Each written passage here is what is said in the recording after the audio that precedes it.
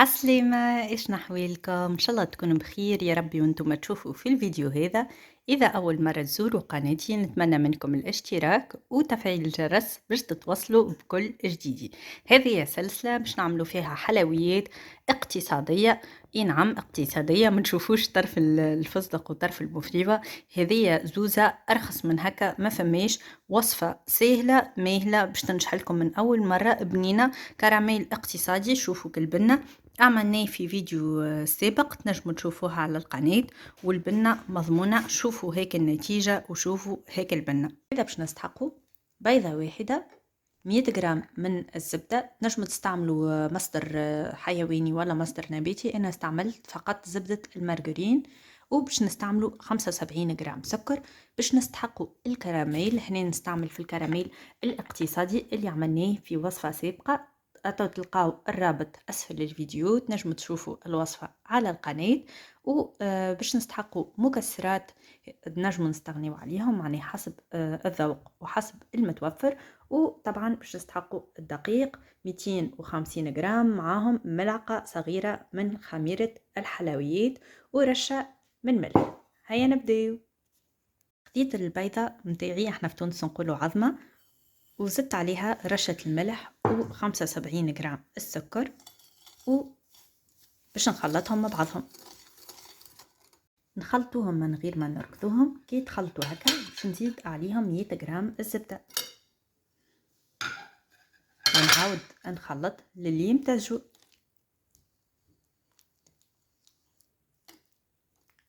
من بعد ما امتزجوا باش نبداو نزيدو الفرينة والخميرة متاعنا بشوية بشوية، ونلمو لمين، ما نعجنوش. نجمو لهنا في المرحلة هذيا نستعملو ايدينا نلمو لمين، ما نعجنوش للي نتحصلوا على عجين طري. اتو نوريكم القوام متاعو.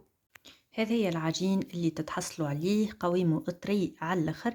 توا باش نشكلوه كويرات صغيره على حسب آلة الجوزة متاعكم. انا عندي الآلة الالكتريك باش نشكلهم، ومن بعد نرجعوا نطيبوهم مع بعضنا. باش نشكل كميه صغيره نبدا بها. حطيت الآلة متاع الجوزة تسخن، ومن بعدين باش نواصل وانا نطيب في الجوزة في نفس الوقت. دونك انا هذه هي الآلة متاع الجوزة اللي باش نستعملها. سخنت كما نشوفوا، وهنا شكلت الكعبات متاعي. بسم الله.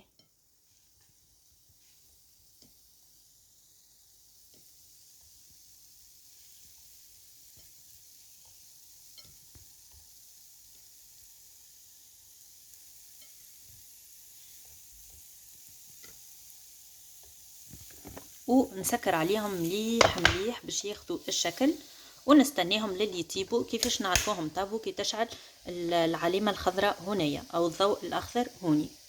كي يشعل الضوء الاخضر نجي نلقاهم طابوا، نحيهم بلطف خاطر يبداو مازالوا طريين، ونعاود نعمر مرة اخرى الماكينة متاعي. كملنا طيبنا ما شاء الله. هذه الكمية اللي تحصلنا عليها من بيضة فقط، ومكونات بسيطة سهلة واقتصادية، والريحة متاعها ما شاء الله. انتوما بالنسبة للتطيب تحبوا تحمروهم، تحبوا تخليهم افتح، هذا يرجع للذوق الشخصي.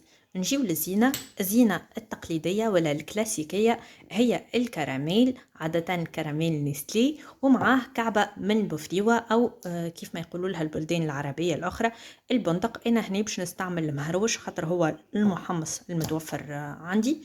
تنجموا تكتفيوا بالكراميل فقط، وتنجموا عوض البندق تستعملوا أي مكسرات متوفرة إن شاء الله، حتى الفول السوداني أو الكاكاوية. وعندي أنا زبدة الفستق متوفرة، وعندي كعبات فستق باش نزين ونرجع لكم للشكل النهائي. بالنسبة للزوايد هذوما بعد ما باش نحطوا الحشو في النصين، نلصقوا الكعبة باش تلصق لأنه فيها الحشو، ونقصوا الزوايد هذوما بالسكينة. هذه الزوزة متاعنا حضرت كما تشوفوها ما شاء الله تملى العين. الكمية تخرج لنا حوالي 35 كعبة متاع زوزة. وفما هكا كعبات اللي فيهم الديفو معناها ما حسبتهمش، يعني تخرج لكم 35 كعبة، أكثر من الطلب شوية على خاطر المول متاعي أنا صغير. كان المول متاعكم كبير أكيد باش تخرج لكم أقل كعبيت، كان أصغر باش تخرج لكم أكثر كعبيت.